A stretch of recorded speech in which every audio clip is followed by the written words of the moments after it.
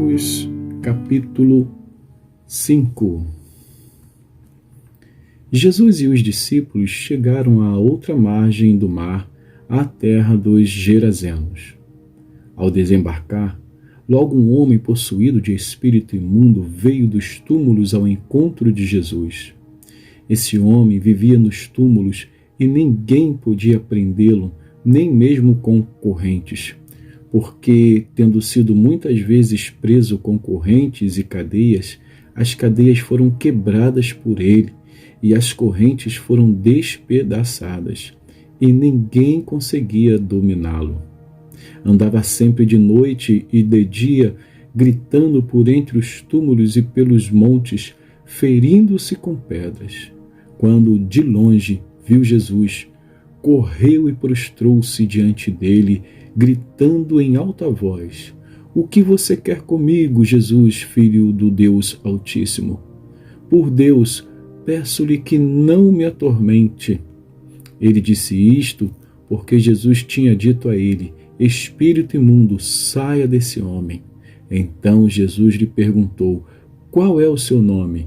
Ele respondeu: "Legião é o meu nome, porque somos muitos." E pediu-lhe com insistência que não os mandasse para fora do país. Ora, uma grande manada de porcos estava pastando ali pelo monte, e os espíritos imundos pediram a Jesus: "Mande-nos para os porcos, para que entremos neles." E Jesus o permitiu. Então, saindo os espíritos imundos, entraram nos porcos. E a manada, que era cerca de 2.000, precipitou-se despenhadeiro abaixo, para dentro do mar, onde se afogaram. Os que tratavam dos porcos fugiram e foram anunciá-los na cidade e pelos campos. Então o povo saiu para ver o que tinha acontecido. Aproximando-se de Jesus, viram o endemoniado, o que antes estava dominado pela legião, assentado, vestido em perfeito juízo, e temeram. Os que haviam presenciado os fatos contaram-lhes o que tinha acontecido ao endemoniado e também falaram a respeito dos porcos, e começaram a pedir com insistência que Jesus se retirasse da terra deles. Quando Jesus estava entrando no barco, aquele que antes estava possuído pelos demônios pediu com insistência que Jesus o deixasse ficar com ele. Jesus, porém, não o permitiu.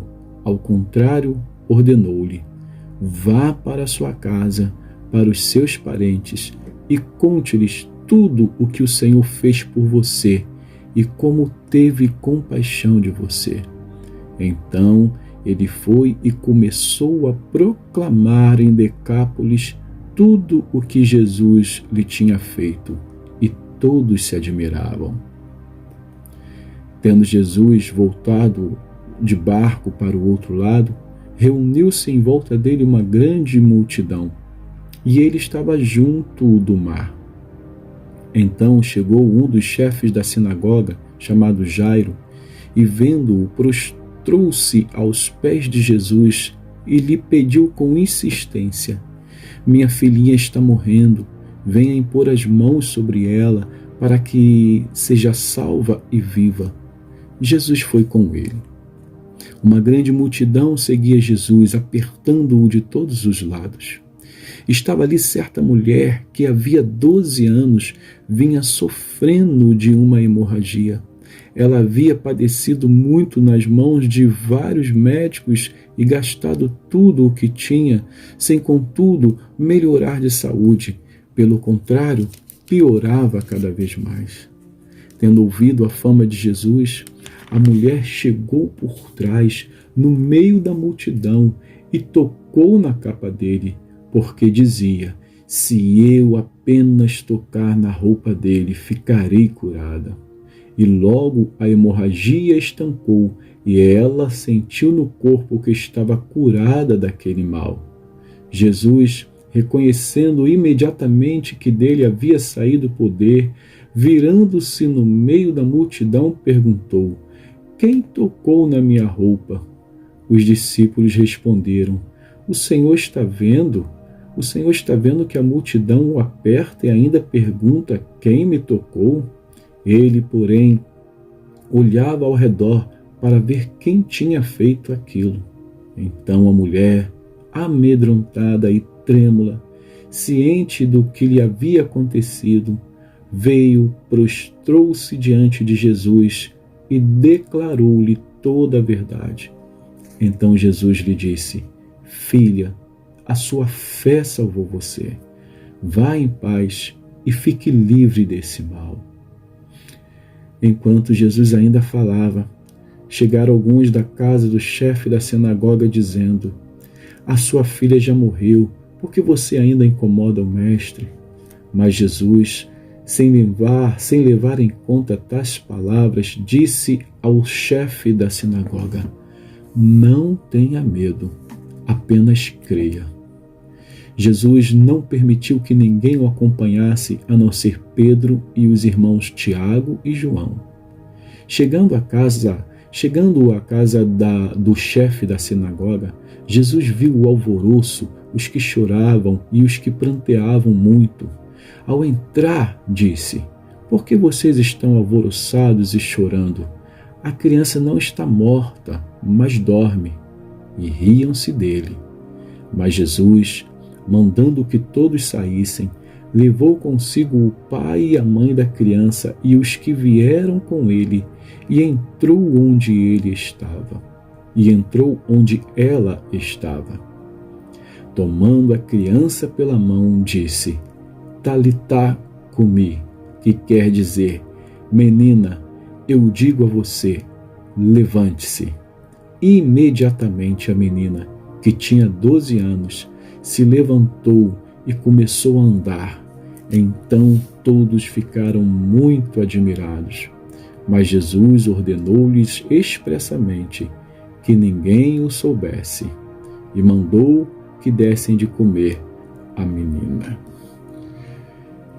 Vamos então a 1 Coríntios, agora no capítulo 10. 1 Coríntios 10.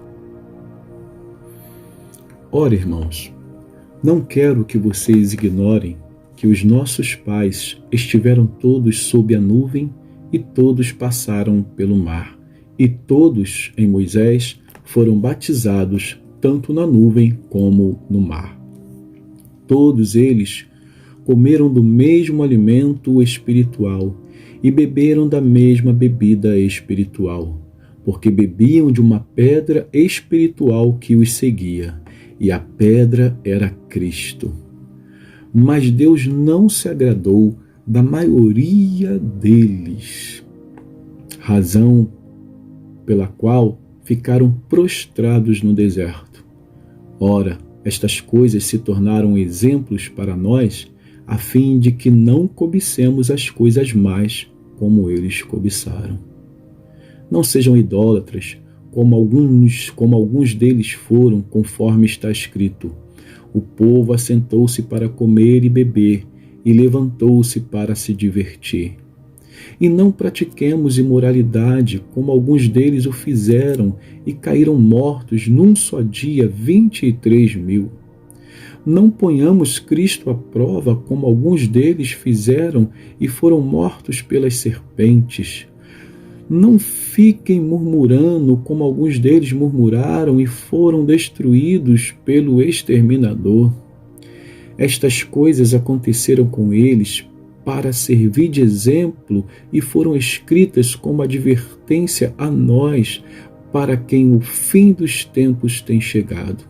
Por isso, aquele que pensa estar em pé, veja que não caia. Não sobreveio a vocês nenhuma tentação que não fosse humana, mas Deus é fiel e não permitirá que vocês sejam tentados além do que podem suportar. Pelo contrário, juntamente com a tentação, proverá livramento para que vocês a possam suportar. Portanto, meus amados, fujam da idolatria. Falo como a pessoas sábias. Julguem vocês mesmos o que digo. Não é fato que o cálice da bênção que abençoamos é a comunhão do sangue de Cristo? E não é fato que o pão que partimos é a comunhão do corpo de Cristo? Porque nós, embora muitos, somos unicamente um pão, um só corpo, porque todos participamos do único pão. Considerem o Israel segundo a carne. Não é verdade que aqueles que se alimentam dos sacrifícios são participantes do altar? O que quero dizer com isto? Que o sacrifício ao ídolo que o que é sacrificado ao ídolo é alguma coisa? Ou que o próprio ídolo tem algum valor? Não. Digo que as coisas que eles sacrificam são sacrificadas a demônios e não a Deus. E eu não quero que vocês estejam em comunhão com os demônios. Vocês não podem beber o cálice do Senhor e o cálice dos demônios. Não podem ser participantes da mesa do Senhor e da mesa dos demônios. Ou provocaremos ciúmes no Senhor? Somos por acaso mais fortes do que Ele? Todas as coisas são lícitas, mas nem todas convêm. Todas as coisas são lícitas, mas nem todas edificam. Ninguém busque o seu próprio interesse, e sim o de seu próximo. Comam de tudo o que se vende no mercado, sem questionamento algum, por motivo de consciência, porque do Senhor é a terra e a sua plenitude. Se alguém que não é crente convidá-lo para comer, e vocês quiserem ir, comam de tudo o que for posto diante de vocês, sem questionamento algum, por motivo de consciência. Porém, se alguém disser a vocês, isto é coisa sacrificada a ídolo, não comam por causa daquele que deu a informação e por motivo de consciência. Consciência, digo, não a sua propriamente, mas a do outro. Pois por que a minha liberdade deve ser julgada pela consciência de outra pessoa? Se eu participo com gratidão, por que sou criticado por causa daquilo por que dou graças? Portanto, se vocês comem ou bebem ou fazem qualquer outra coisa, façam tudo para a glória de Deus.